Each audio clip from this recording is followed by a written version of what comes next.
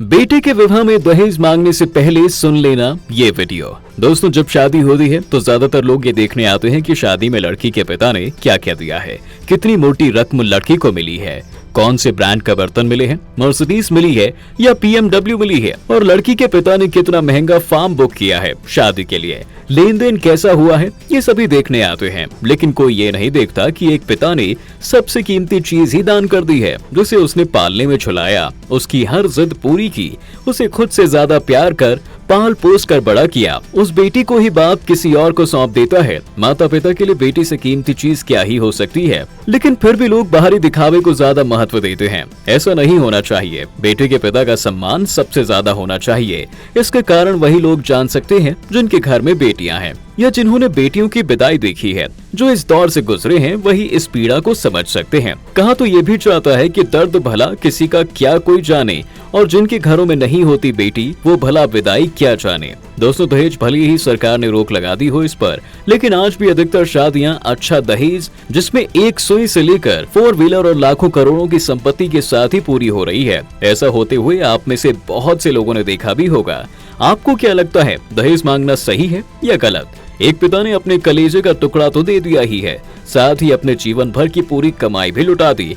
कई पिता तो ऐसे भी हैं जिन्होंने बेटी की शादी के लिए कई लाख के लोन लिए, अपना घर तक गिरवी रख दिया। ऐसा नहीं है कि कुछ नहीं लेना चाहिए। लड़की का पिता अगर अपनी खुशी से कुछ भी दे दे तो ले लेना चाहिए, लेकिन अपनी इच्छा थोप कर मांगना तो पाप है। संत कबीर ने कहा है, मांगन मरण समान है, मती मांगो कोई भीख, मांगन ते मरना भला, यही सतगुरु की सीख। अब आप सोच रहे होंगे कि मंदिर के बाहर भी तो भिखारी भीख मांगते हैं, पर आपने कभी गौर किया हो तो ये पाएंगे कि दोनों के मांगने में बहुत फर्क है। भिखारी तो अपना जीवन चलाने के लिए भीख मांग रहा है, लेकिन लालची मनुष्य तो दहेज के नाम पर एक व्यापार कर रहा है। जितने बड़े पद पर है उतना ज्यादा दहेज मांग रहा है। इसलिए कई महात्मा ऐसे लोगों को भिखारी नहीं भीख मंगे मानते हैं, क्योंकि पिता तो खुद जितना हो सके लुटा देता है अपने बच्चों पर। हर वो कार्य अपने बच्चों के लिए करता है जो वो कर सकता है, ठीक वैसे ही जैसे ईश्वर अपनी सभी संतानों के लिए अच्छा करने की कोशिश करते हैं।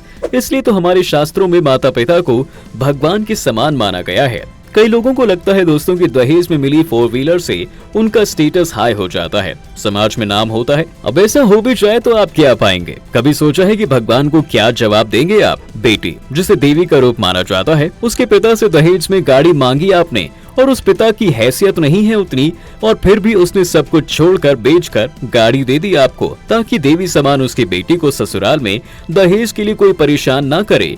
ऐसे में क्या भगवान खुश होंगे आपसे? क्या आपको अपने शरण में जगह देंगे? इसलिए मांगना छोड़ दीजिए। मेहनत से सुख सुविधाओं की चीजों को पाने की कोशिश कीजिए।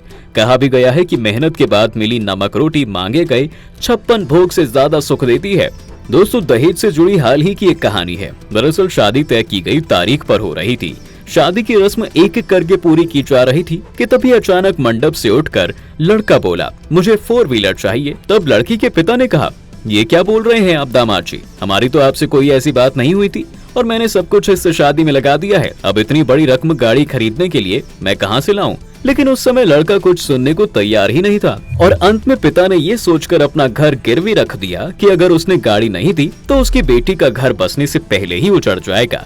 सुबह तक उसने अपने दामाद को घर गिरवी रखने के बाद जो पैसे मिले उससे गाड़ी खरीद कर दे दी। उसके बाद लड़की की विदाई हो गई। इस तरह पिता ने अपनी ही छत गिरवी रखकर बेटी को नया छत यानी कि घर दिया। एक दिन वही लड़का अपनी पत्नी के साथ गाड़ी से पार्टी में जा रहा था कि रास्ते में एक अपाहिज भिखारी उसकी गाड़ी के सामने आ जाता है। उसने तुरंत ब्रेक लगाया और गाड़ी से उतरकर भिखारी को भला बुरा कहने लगा। तभी उसकी पत्नी ने गाड़ी से उतरकर भिखारी को 200 रुपए का नोट दे दिया।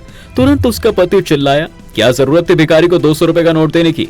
तो पत्नी बोली, क्या भिखारी नहीं है? इसका तो भीख मांगना मजबूरी है। ये तो ठीक से चल भी नहीं सकता, पाँव नहीं है इसके, लेकिन आपके तो दोनों पाँव हैं। अपनी पत्नी की बातें सुनकर उसका सिर शर्म से नीचे हो गया और वो तुरंत सारी बातें समझ जाता है। उसने दहेज से धन भले ही कमा लिया, लेकिन अपनी पत्नी की नजरों में सम्मान नहीं पा सका। इसलिए व्यक्ति को इज्जत और सम्मान कमाने व मेहनत की रोटी खाने की आदत बनानी चाहिए, और माता पिता को भी अपने बच्चों को यही सिखाना चाहिए, ताकि फिर किसी बेटे को ऐसे अपमानित ना होना पड़े। दोस्तों, अगर आप भी दहेज से जुड़ी किसी ऐसी कहानी के बारे में जानते हैं तो हमें कमेंट करके जरूर बताएं।